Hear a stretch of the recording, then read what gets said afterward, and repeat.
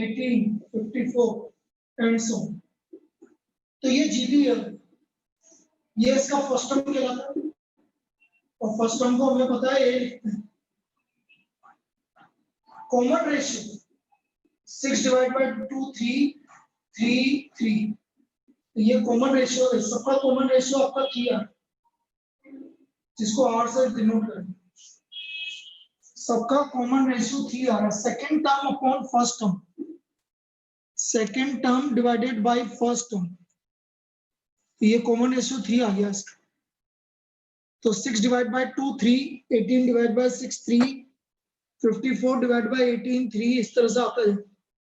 तो first term हो गया 3 कॉमन रेशियो हो गया, और फर्स्ट टर्म हो गया 2 कॉमन रेशियो 3। तो जब मैं जीपी की बात करूंगा तो जीपी की जनरल टर्म ऐसे लिखूंगा, first term A, second term A are, third term A are square, A R cube, और जो nth टर्म है nth टर्म ऑफ जीपी, ये हो जाएगा आपका ए आर की पावर n माइनस।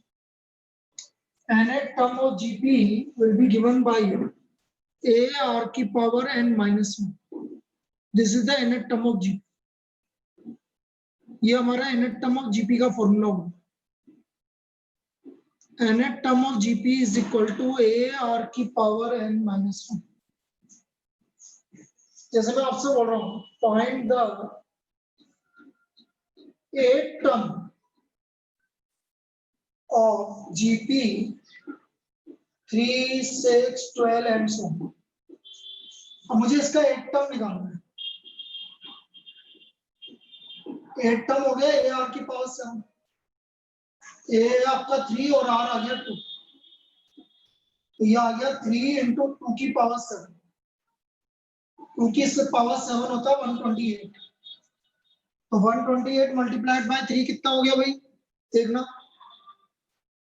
384। तो इसकी 8th टर्म आ गई आपकी 380। So the 8th term is equal to 384. This is the 8th term of this is. ये इसकी 8th term हो। Clear है? Clear?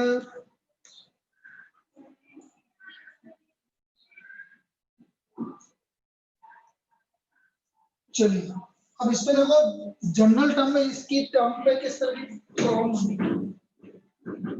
nth term of GP, पहली प्रॉब्लम ये, if the third term of GP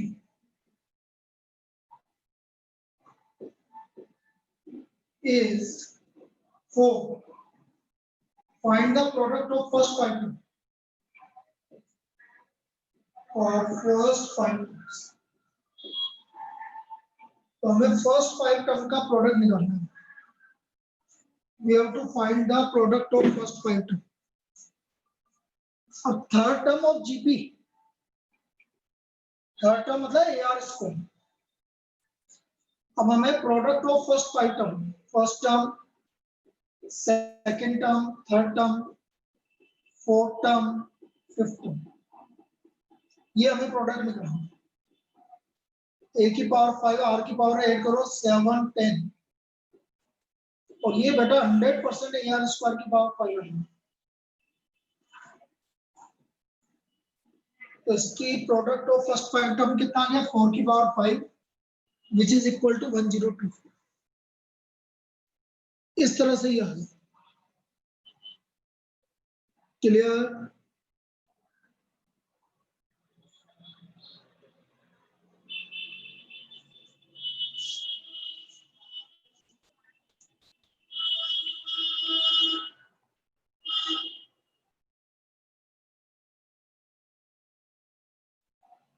एक और है, आ चुका है, ये वाली प्रॉब्लम।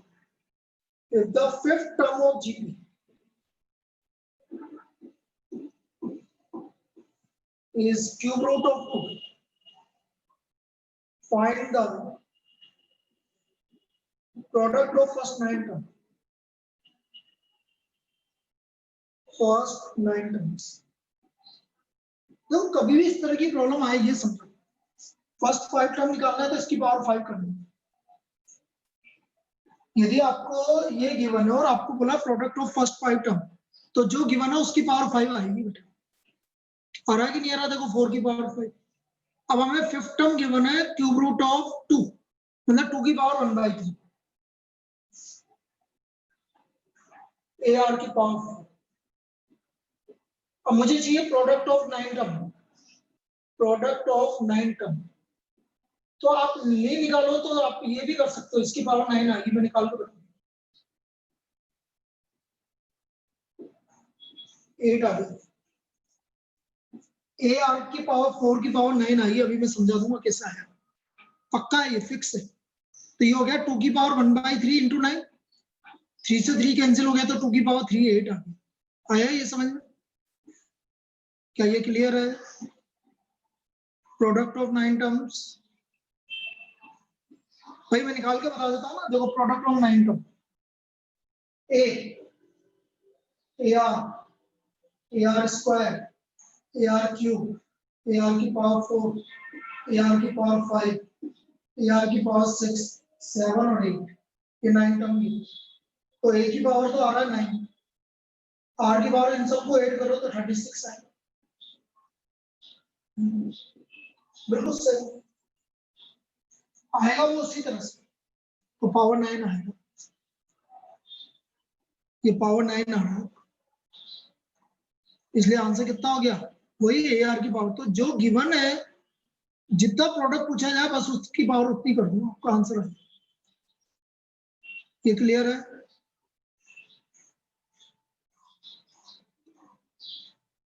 एक और देखो, एक प्रॉब्लम और इस तरह की आती है।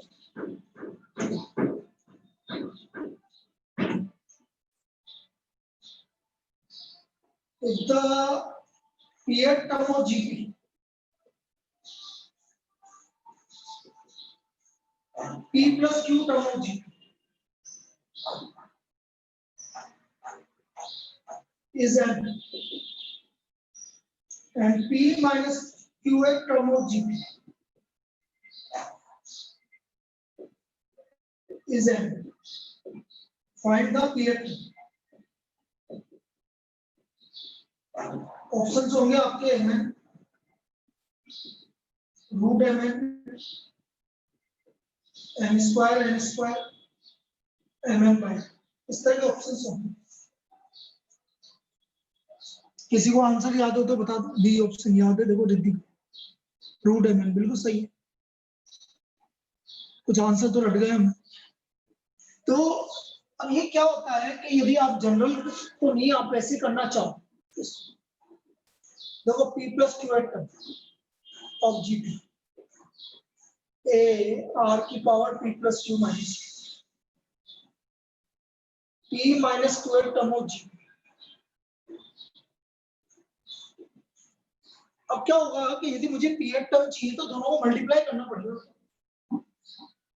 तो दोनों को मल्टीप्लाई करो, A square P plus P 2P, Q से Q कैंसिल हो गया -2। अब स्क्वायर रूट लो, इसका स्क्वायर रूट लोगे तो ए, इसका 2 कॉमन आ गया था तो स्क्वायर रूट लोगे तो P माइनस, और ये आ गया हमारा P टर्म।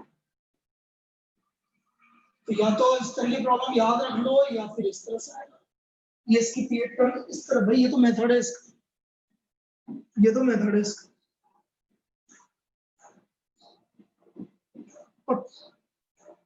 वैल्यू लेके करना है, जैसे ये जनरल प्रॉब्लम है तो वैल्यू लेके कैसे कर सकते हो जैसे आप समझो।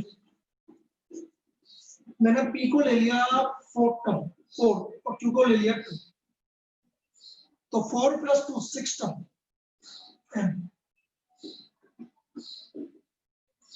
4 minus 2 second term, A R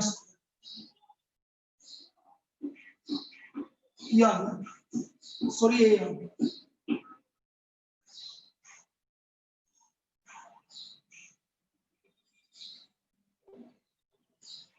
अब देखिए आप,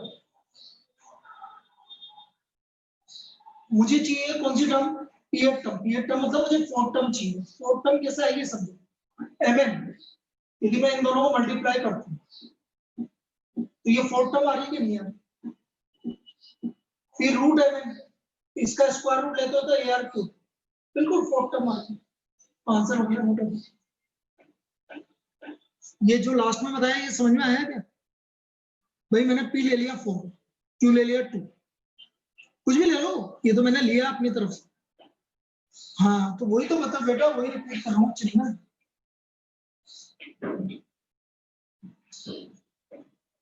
P और Q की वैल्यू कुछ भी मान लो, चिन्ह तो ही मानेगा, लेकिन P बड़ा लेना, कहीं छोटा नहीं ले ले, क्योंकि P माइनस Q है।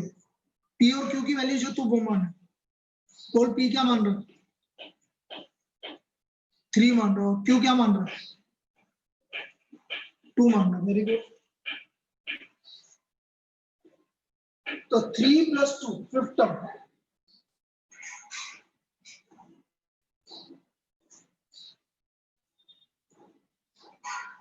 सही लिखा लिया। P + Q टर्म में मतलब 3 + 2 मतलब 5, फिफ्थ टर्म आपकी AR की पावर 4, सही लिखा।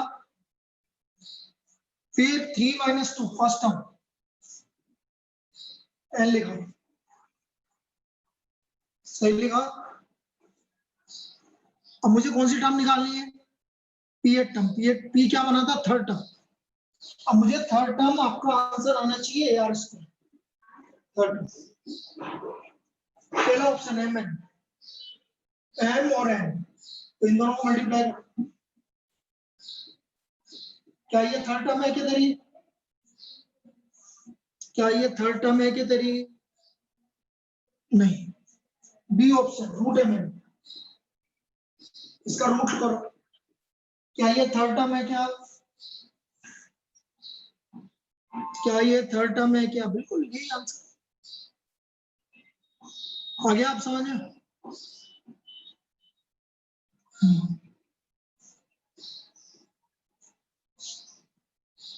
फिर एक और प्रॉब्लम देखो, A the first and last term, ये भी अच्छी प्रॉब्लम है, जनरल है। First and last term of GP और A and B, and P is the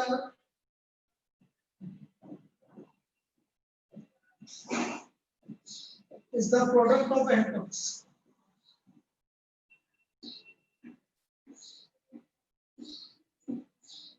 Then AB की power n is equal to P/2 root P square. ये हमें check करना है, इजी है, ऐसा कुछ भी नहीं है, जनरल है, जनरल का तो मतलब बढ़िया है। अब दो बार मैं कोई भी एक जीबी ले लेता हूँ, ये मैंने 4 पॉइंट ले लिए, 4 में ले लिए 1 2 4 8, जिसमें हमारा फर्स्ट टर्म ए है और लास्ट टर्म बी है, और कॉमन रेशियो यहाँ आ गया आपका 2।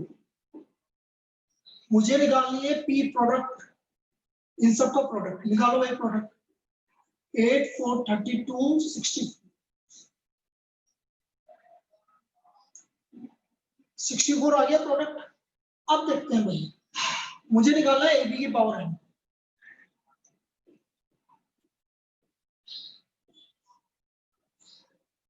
एट की पावर 4, बोलो 8 की पावर 4 कितना आ रहा है,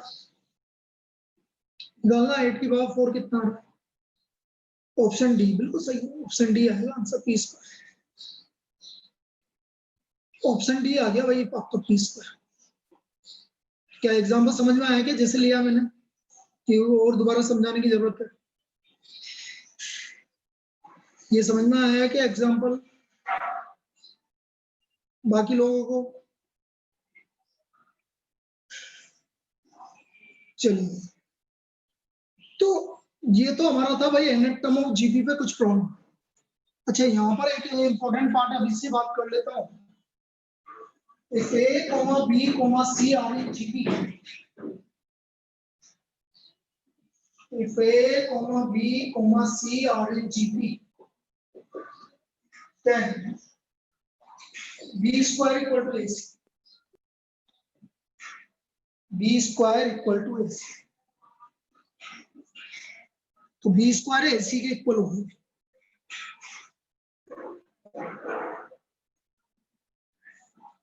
अब जैसे example if x by 2 1 2 by x are in a GP, sorry,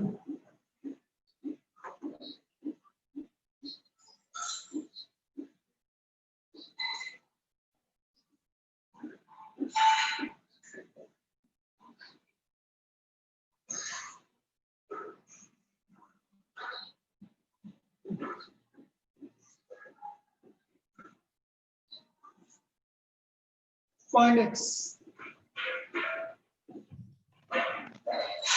और यदि x की वैल्यू निकालनी है मुझे पता है B square equal to A C, so what is the value of x, और x का वैल्यू क्या आ गया +-2 आया समझ में, तो है value of x will be equal to +-2, clear है।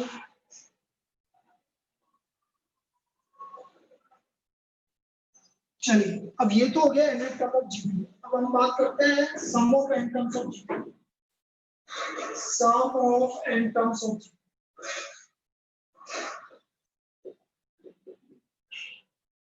ऐसे a r की power n minus 1 upon r minus a r minus 1 minus r की power n upon 1 minus r and s infinite a upon 1 minus। वैसे first और second formula same है लेकिन लिखने का तरीका अलग अलग है, इसलिए ऐसा लिखना है, ऐसा सेम ही है। हम बोल रहे हैं कि यदि r की वैल्यू 1 से ज्यादा है तो उसका sum of n terms of GP होगा a r की power n minus 1 upon r minus, यदि r की वैल्यू 1 से कम है तो a 1 माइनस r की power n upon 1 minus r, और s infinite sum of infinite term of GP. ये इनफाइनाइट टर्म ऑफ जीपी कब एग्जिस्ट करता है ये याद रखना बेटा, दोनों का मतलब सेम है। पूछा जा सकता है आपसे कि एस इनफाइनाइट टर्म कब एग्जिस्ट करेगा, जब मॉडुलस r की वैल्यू 1 से कम होगी, तो मॉडुलस r लेस देन 1 का मतलब होता है r की वैल्यू -1 से लेकर 1 के बीच में होगी, एक ही बात, तभी आपका sum of infinite term of GP आएगा, वरना नहीं। तो s infinite is equal to a upon 1 minus r. Sum of infinite term of GP, this is equal to a upon 1 minus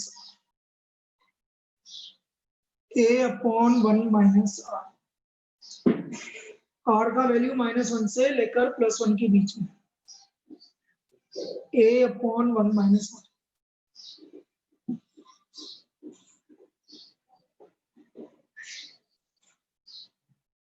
जब मॉडुलस r की वैल्यू 1 से कम, तो ये तीन फॉर्मूले हैं जो हमें यूज करना है।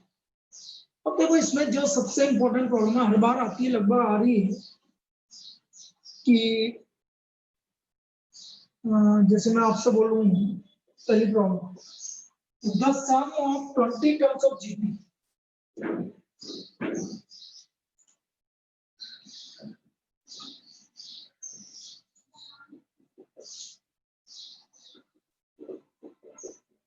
is 1025 times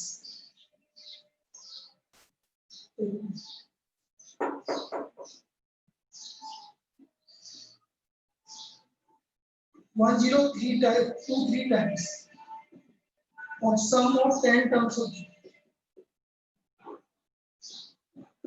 Find out. इस तरह की प्रॉब्लम बहुत बार आ रही है, रिपीट ज्यादा से ज्यादा हो रही है। Sum of 20 terms of GP is equal to 1023 times the sum of 10 terms of GP. Find out. कैसे करेंगे तो sum of 20 terms of GP is equal to 1023 sum of 10 terms of GP. Now as 20 तो S20 का formula हो गया हमारा a r की power 20 minus 1 upon r minus 1, और ये हो गया आपका a r की पावर 10 माइनस 1 अपॉन। यहाँ तक कोई दिक्कत? ये समझ में आया? r की power 20 minus 1 is equal to 1023 r की पावर 10 माइनस 1। रुक तो जा बेटा, रुक तो जा। हाँ 25 ही आएगी, मैं भी तो वही चेक कर रहा हूँ, 5 ही आएगी। चलो सही लिखो। अब r की पावर 20 को मैं लिखूंगा r की पावर 10 का स्क्वायर।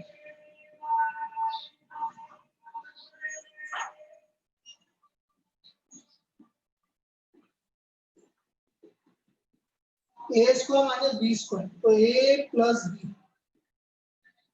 a minus b।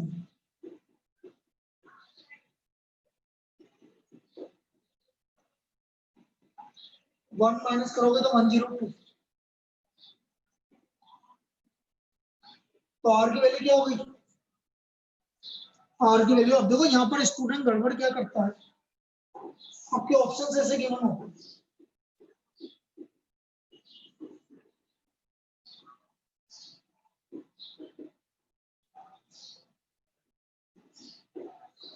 अब स्टूडेंट जल्दबाजी में क्या करता है, 2 आंसर लगा के आता है। तो बेटा इसका वैल्यू 2 भी हो सकता है और -2 भी हो सकता है, बस थोड़ा सा अपना पेशेंस रखिए और उससे काम करिए, ऐसा नहीं जल्दबाजी में कुछ भी लगा के आता। तो आंसर 2 भी हो सकता है और -2 भी हो सकता है, तो इसका आंसर आएगा ए एंड बी बोथ, क्योंकि +-2 की पावर 10 भी हो सकता है। अच्छा मुझे एक बार बताइए, आज आपका टेस्ट इवनिंग में कितने बजे कंप्लीट होगा? हाँ ए एंड सी है बेटा, वो बी नहीं। आज आपका जिसका भी टेस्ट है वो कितने बजे कंप्लीट हो जाएगा? हाँ हाँ, नहीं है आज, तो फिर कितने बजे फ्री हो जाओगे? लास्ट क्लास 5 बजे कंप्लीट हो जाएगी तुम्हारी, 5 बजे बाद। तो फिर एक काम कर रहे हैं भाई, कल का तो इंतजार अभी नहीं करते हैं, क्योंकि कल तो हो सकता है कि सुबह की एक क्लास तो हो जाएगी हमारी 9 बजे वाली, 12 बजे वाली की दिक्कत है, तो 12 बजे वाली तो कल इवनिंग में भी ले लूंगा। तो कल आज अपन 6 बजे मिल सकते हैं, 6 बजे थ्योरेटिकल डिस्ट्रीब्यूशन, 6 बजे थ्योरेटिकल डिस्ट्रीब्यूशन, ठीक है ना? तो 6 बजे मिलेंगे थ्योरेटिकल डिस्ट्रीब्यूशन। अरे फिर मंडे को तुम्हारा किसी दूसरे का टेस्ट आ गया तो है, फिर 2-2 टेस्ट दोगे, बाकी सब्जेक्ट का नहीं रखवाओगे फिर? तो नहीं रखवाओगे, ये मेरे को वो करो, किसी का 2 टेस्ट हो गया तो फिर मेरे से मत बोलना।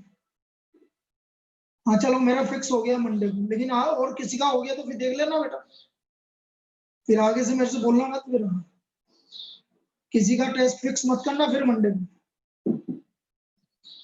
एक बार पहले भी हो चुका है। अरे लिरिल सुबह वाली क्लास में नहीं थी क्या? Theoretical distribution, AP GP, correlation regression. बिल्कुल सही है, ये जो इसने लिखा हुआ है।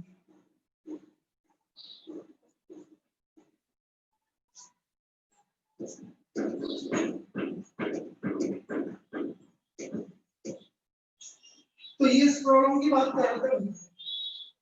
अब चलिए कुछ प्रॉब्लम और ले लेते हैं जो आती है भाई। थ्योरी एक ज्योमेट्रिक मीन के बारे में बता दो, फिर बचा क्या, ताकि हम बस क्वेश्चंस करें। Geometric mean, single geometric mean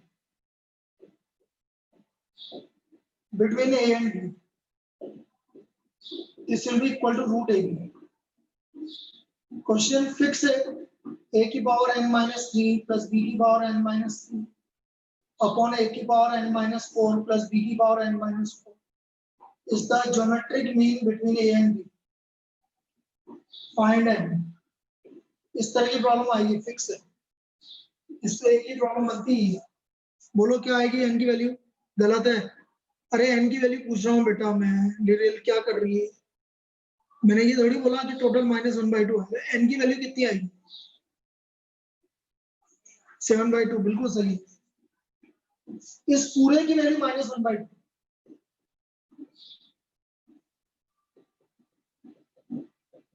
तो n की वैल्यू आ गई 7/2। क्लियर? क्लियर है? एपी में क्या होता है? एपी में क्या होता है? 0 होता है, बिल्कुल सही है। n-4 इक्वल टू 0, तो n की वैल्यू 4 हो जाएगी एपी एम ओवर।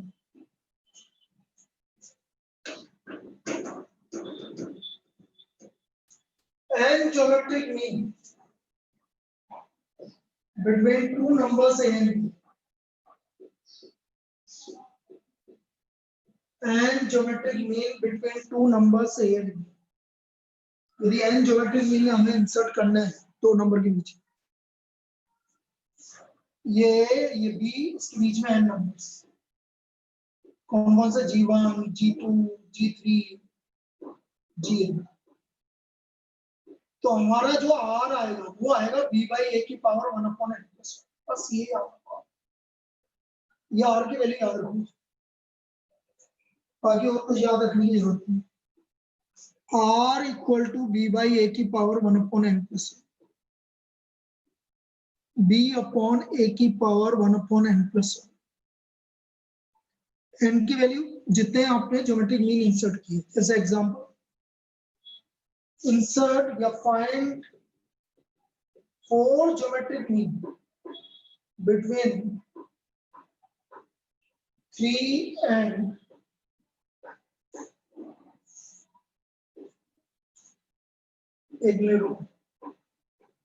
96। 3 और 96 के बीच में हमें 4 ज्योमेट्रिक मीन इंसर्ट करना। तो हम r निकालेंगे भाई। r हो गया b/a की पावर n+1, तो r की वैल्यू 2 आ गई। तो फर्स्ट ज्योमेट्रिक मीन हो गया 3 × 2 6, 6 × 2 12, 24, 48। ये आपका 4 geometric mean. These are the 4 geometric mean between these two numbers. आया क्या समझ में? आया?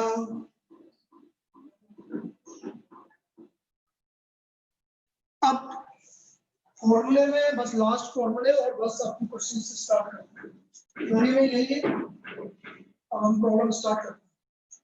पहला sum of first n natural numbers, sigma n, sum of first n natural numbers, sigma n square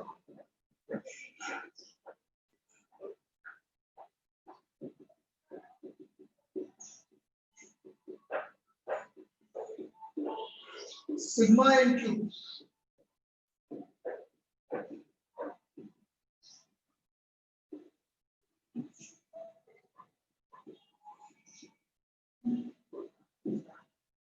n square n+1 का whole square divide by n square n+1 का whole square divide by 4, और sum of first n odd numbers,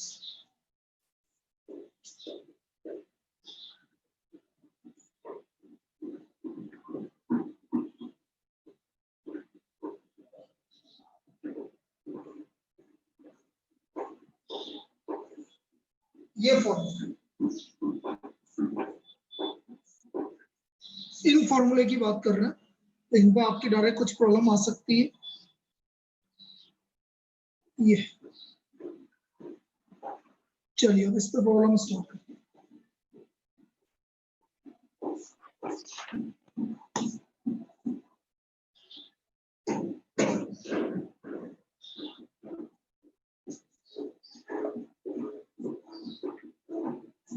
अरे नमन तो 6 बजे free है ना बेटा? नमन तू तो बिजी तो नहीं है ना? 6 बजे कोई क्लास नहीं है ना तेरी?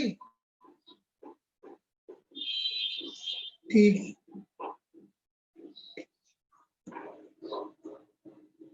सो हाँ क्वेश्चन पूछ Gungun. Sir, if n arithmetic mean are inserted between 7 and 71, and if fifth arithmetic mean is 27. Fifth arithmetic mean कितना है? 27. ठीक है। n की वैल्यू निकालनी है। 71 माइनस 7 अपॉन n प्लस 1 ये आ रहा है? Yes sir. ऑप्शन दे अब मुझे, देख मैं ऑप्शन से डायरेक्टली आंसर बता दूं। पहला ऑप्शन 15। 15 हो सकता है। आगे बोल। 15 हो गया तो D4 आ गया। 15 हो गया तो D4 आ गया। अब D4 आ गया तो A प्लस 5D तो 7 प्लस 20 बिल्कुल सही है। D इक्वल टू 15 ही आएगा। ओके। ये है समझ? हाँ सर आ गया। 15 प्लस 1 4 आ गया D। अब D इक्वल टू 4 रख के देखे A plus A fifth arithmetic mean का मतलब होता है A प्लस 5। अब A 7 है और D 4 है आपका। देखो आ रहा है कि नहीं आ रहा? 27। Yes sir. इसलिए यही आंसर। क्लियर? चलिए नेक्स्ट। बेटा इवनिंग की क्लास फिर 1.5 घंटे की होगी आज की, पहले बता रहा हूँ, क्योंकि मैं थ्योरेटिकल डिस्ट्रीब्यूशन में 2 तो कंप्लीट कर ही दूंगा, बस 1 बचेगा इसलिए। चलिए नेक्स्ट प्रॉब्लम।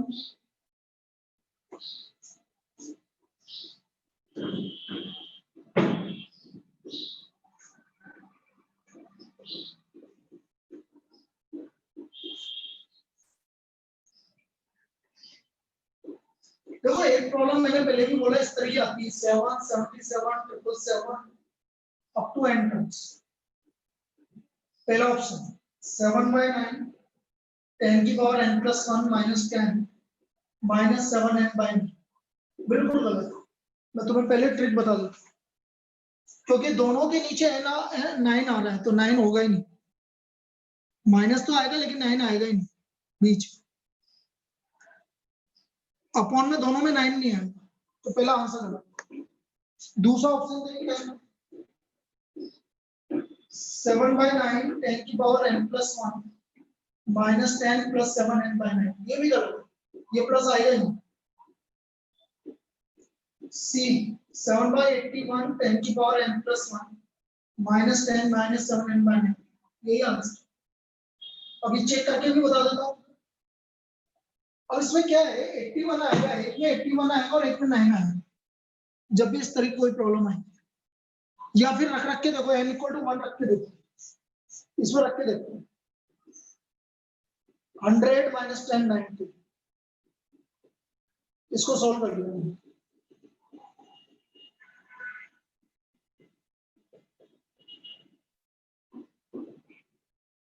सही है, और किसी में नहीं आएगा,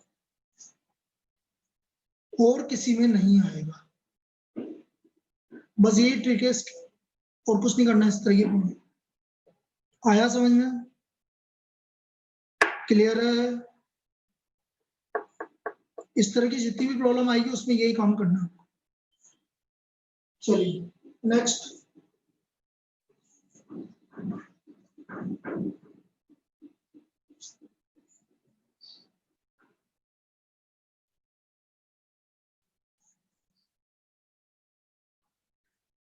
If A, B, C are in NP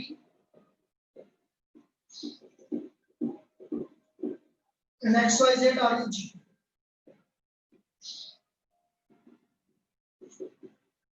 तो X की power B minus C, Y की power C minus A, Z की पावर A माइनस B। तो देखो आप क्या करोगे ये समझो भाई। आप जनरल टर्म में तो आप क्या करो ए बी मान लो, ये ये जीपी या 136 A B C X Y, X की पावर तो 1 की पावर कुछ भी करो 1 ही आएगा, बी माइनस सी, वाई की पावर सी माइनस ए, जेड की पावर ए माइनस बी।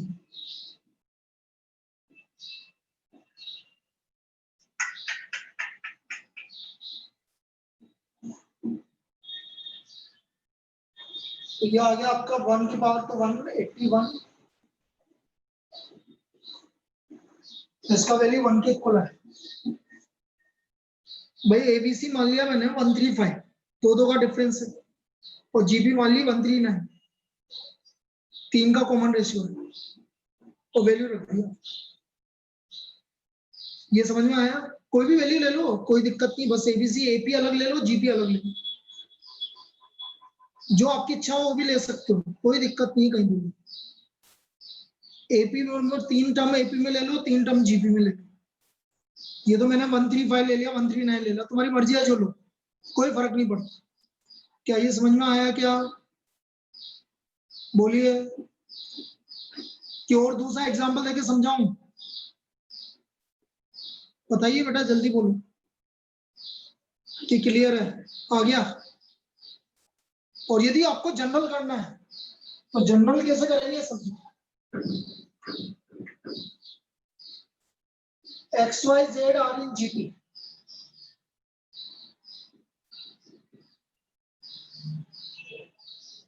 तो Y square equal to X Z, तो बहुत लेंथी हो जाएगा, आप ये मान के चलो, लेकिन क्योंकि ये वाई की जगह हमें रूट एक्स जेड लेना पड़ेगा और फिर जेड की जगह वैल्यू रखनी पड़ेगी, ये चक्कर।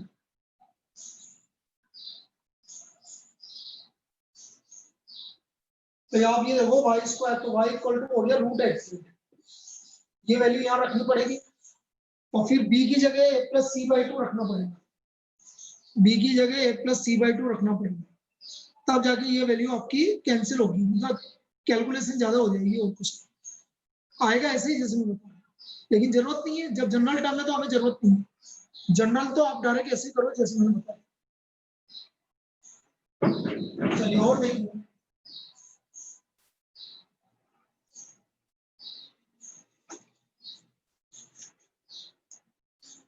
अब जैसे एक इनफाइनाइट टर्म वाला आ रहा है, तो x इक्वल टू जैसे आपने बोला 1 plus 1 by 3 plus 1 by 3 square up to, तो इसका वैल्यू निकाल लो a अपॉन 1 माइनस r, तो 2 बाई 3, तो x का वैल्यू आ गया 3 बाई 2। अब y आ रहा है आपका 1 plus 1 by 4 plus 1 by 4 square up to, तो a अपॉन 1 माइनस r, ये आ गया 4 by 3।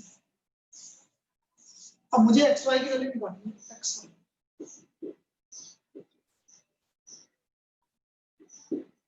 So what is the value of X Y? X Y की वैल्यू कितनी हो गई? 2 आ गई। ये sum of infinite term of GP का फॉर्मूला लगाया भाई मैंने, a अपॉन 1 माइनस r, ये समझ में आया कैसे लगाया? किसी को दिक्कत तो नहीं है? तो किसी को प्रॉब्लम तो नहीं है इस फॉर्मूले को लगाने में?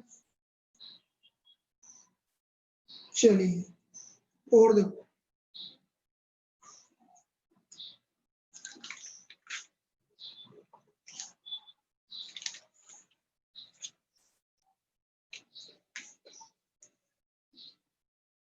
एक ये प्रॉब्लम देखो, हमें इनका प्रोडक्ट निकालना है, find the product, find the product. 243 की पावर 1/6, 243 की power 1/36 and up to infinity. तो हम देख रहे हैं कि 243 की power 1 plus 1/6 up to infinity. अब ये जीबी में हो गया, तो ये हो गया a/a1 माइनस r, तो बोले दिए 3 की पावर 5, इसको करोगे ये आ गया 6/12. So what is the product of an infinite term of this GP? This term 720. Clear है? इस तरह से होगा ये.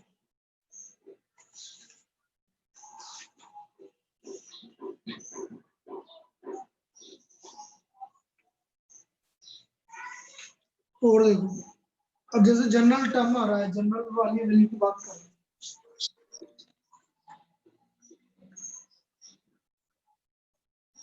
ये बोल रहा है और GP consists of 12 terms.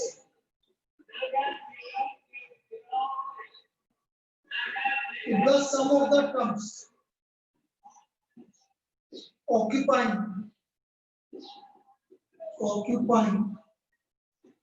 the odd places is S1, and terms of even places, sum of terms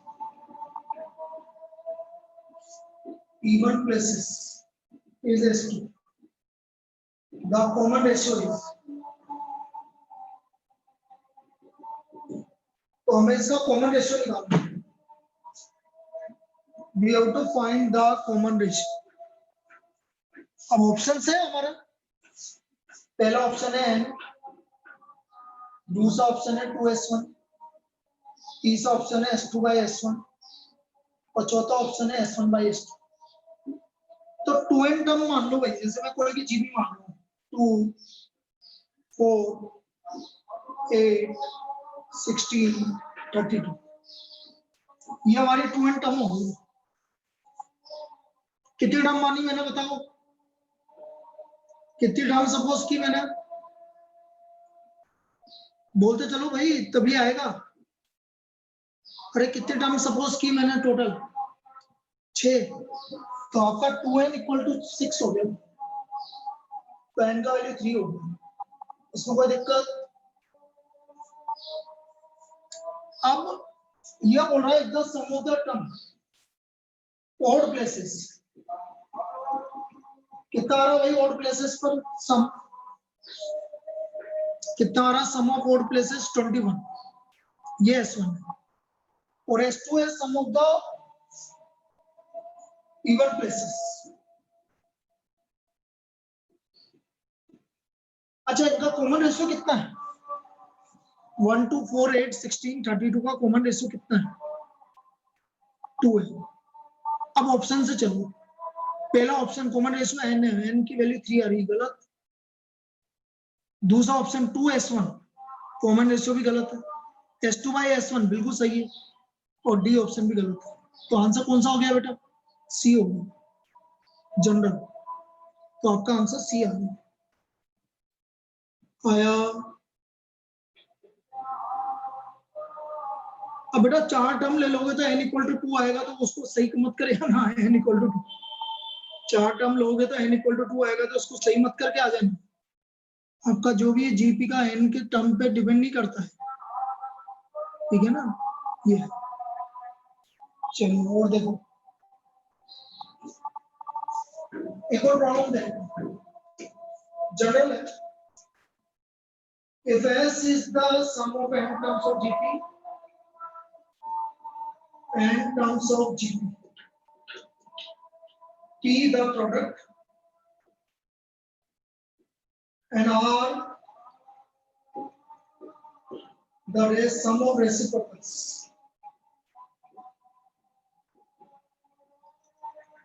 then P square R की power n equal to S square S की पावर n और रूट s.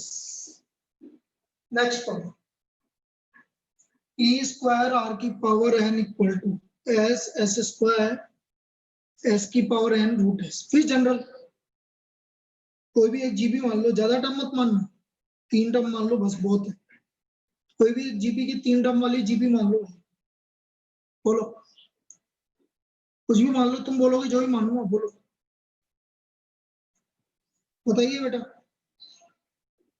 कोई एक GP बताओ 3 term वाली। 1 to 4, चलो 1 to 4 ले लो। S हो गया 7, पी हो गया 8 और आर हो गया 1/1 + 1/2 + 1/2, तो 4 एलसीएम आ गया, तो 4 + 2 + 2। अब मुझे निकालना है पी स्क्वायर आर की पावर एन, एन की वैल्यू 3 लिए तो पी स्क्वायर आर की पावर 3।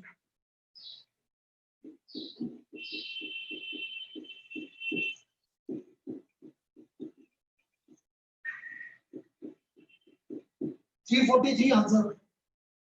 एस 7 गलत, 49 गलत, एस क्यूब सही है। What is answer? क्या आंसर आएगा? एस की पावर एन, क्योंकि एन की वैल्यू हमने यहाँ 3 माना है, इसलिए 7 की पावर। आया क्या? आया क्या? ये भी जनरल, इस तरह से जनरल कर दिया। तो जितनी भी जनरल टर्म वाली प्रॉब्लम्स हैं उसको हम इसी तरह से सपोज करेंगे, उसको हम इसी तरह से सपोज करेंगे। अब जीपी के आप क्वेश्चंस कर लीजिए, कोई डाउट आता है तो फिर मुझसे पूछ लीजिए, और बाकी हम 6 बजे मिलेंगे आज। हाँ बोल बोलो। नहीं नहीं ऐसे मत बोल, मैं तू को रिपीट कर दे बेटा, मैं उससे ही समझा। हाँ sir, the numbers x 8y x 8y are in GP. are in GP. The numbers x y minus 8 are in AP. Find the x value. y x y minus 8 x y minus 8 AP are in are in AP. Find the value of x and y. options they. -8 minus 8 -8 minus 8 minus 8 दोनों -8 minus 8 दोनों है। -8 बोल रही है ना? Yes sir. -8 -8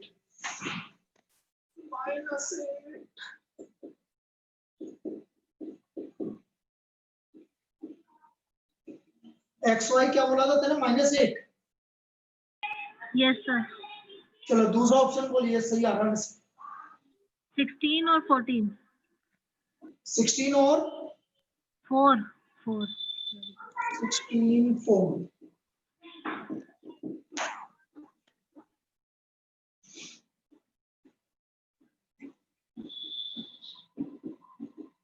ये भी सही है। आगे 8 और 8 8 बेटा आंसर तो यही आएगा। क्या दे रखा है? ए और बी दे रखा है किसने? है? यस सर, ए और बी दे रखा है। हाँ वो ए और बी इसलिए दे रखा है क्योंकि उसमें कॉमन रेशियो -1 भी आ रहा है और कॉमन डिफरेंस 0 आ रहा है, इसलिए ऐसा बोल रहा है, इसलिए ए और बी दे रखा होगा। बाकी सेकंड वाला तो सही है, उसमें कोई दिक्कत ही नहीं, इसलिए ए और बी दे रखा। तो ऑप्शन से करो बेटा, जिसमें दोनों कंडीशन सेटिस्फाई हो जाए, इसलिए ऑप्शन से करो ये। ठीक है। और कोई? चलिए 6 बजे मिलते हैं।